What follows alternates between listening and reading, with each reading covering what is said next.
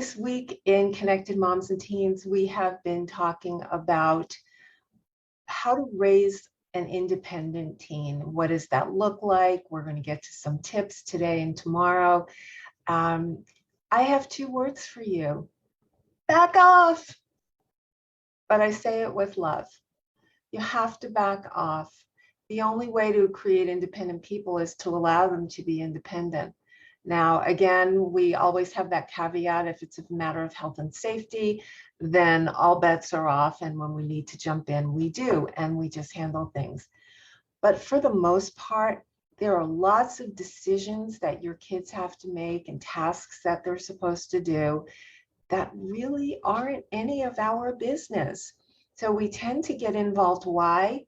Fear is the biggest motivator. And I know you've heard me say this 100 times already. But there's love and there's fear, and very often fear wins out. So why don't we let our kids do certain things? Or why do we nag them to complete certain things? Because we're scared. We're scared of what the outcome might be. Maybe they're not going to handle it properly. Maybe the motivation just isn't there. And so we push and we push and we push. And sometimes, in addition to the pushing, we get involved in things that are not our business to handle.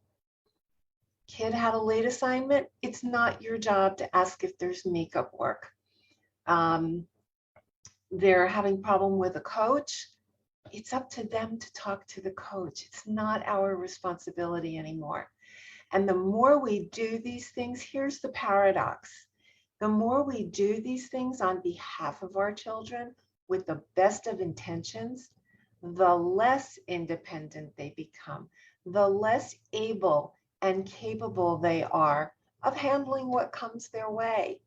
And again, I know it's not easy. It's just words to say, back off, let go, let them make mistakes. It puts fear in our hearts, right? Terror like we've never known. And yet it's critical to do this. So in addition to knowing that letting go is something important to do in order for our kids to gain independence and maturity, you have to learn some techniques.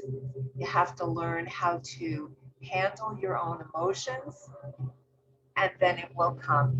And I'm sorry for the background noise. So all I can say at the end of this is, I'm here. I've been through this. I still go through this, even though my kids are grown. We all have trouble letting other people do things that we think we can do better than they do. All right.